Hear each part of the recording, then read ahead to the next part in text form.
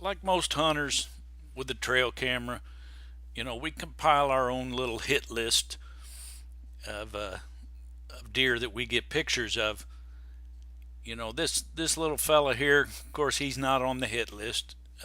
He's got a little bit of a fork going on there. He's got a nice body on him, but he's a young buck, and hopefully we can continue to get pictures of him over the next couple years and maybe get a growth chart on him and to see his progress because like I said, he's got a nice body, so he's probably going to turn into a pretty nice deer in a few years. But we're definitely going to let him pass through. But it'd be nice to get a look at him. This gal here, I'm not sure what's going on with.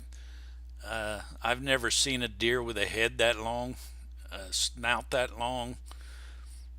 I got another couple of pictures of her, and her head appears to be just as long. This is probably the best picture of her that shows the broadside of the head. She's got a pretty nice body on her, but I'd really like to see her in person. She ought to stand out from the other deer because, like I said, I've never seen any deer with a head and a snout that looks this long. I killed a 3.5-year-old doe several years ago, and she's not near this big on her face wise. This little fella here is going to turn into a nice deer, I believe. He's a nice little 8-pointer right now. Got small brow tines, so he should be easy to identify when he comes through. He's got a little bit of a long face on him as compared to some of the other bucks we got pictures of. He's not overly wide, of course, but he's probably going to get passed on for at least another year, maybe two. Like I said, we don't have the luxury of waiting for a 5-year-old deer to show up, or I'd never kill anything. But we'll see what happens with him.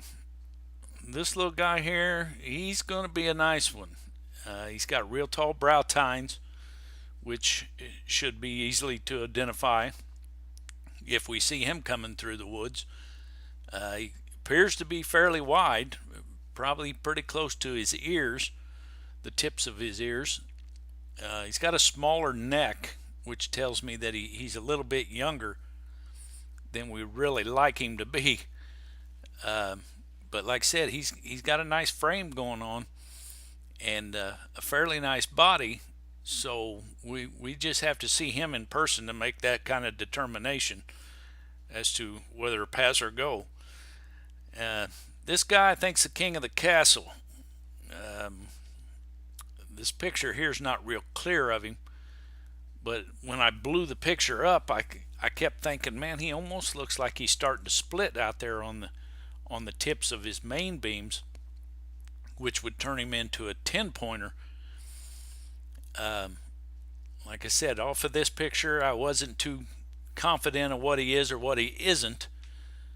We did manage to get a couple more pictures of him a little bit later in the year, and which will help determine. I think he comes in range. I think he's going to get shot at because, like I said, I can't be too picky. There's a broadside shot of him.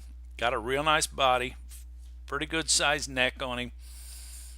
You can see his right side there, pretty clear where it's starting to split into the 10-point area. I'm not sure exactly how big of a 10-pointer he will be. They always look bigger in velvet than they do once they shed the velvet.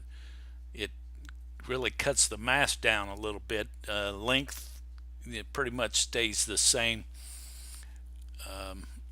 Not a whole lot of difference, but I'd really like to get a good look at him. And there he is again with a little bit slighter different angle, and you can see the split out on the brow tine or on the main beam.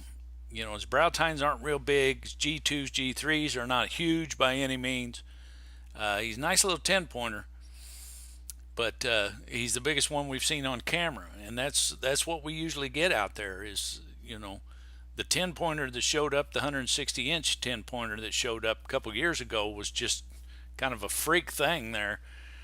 And, most of them get to be around this size, the 130, 140 inch 8 pointers that I killed. So we'll see what happens with them.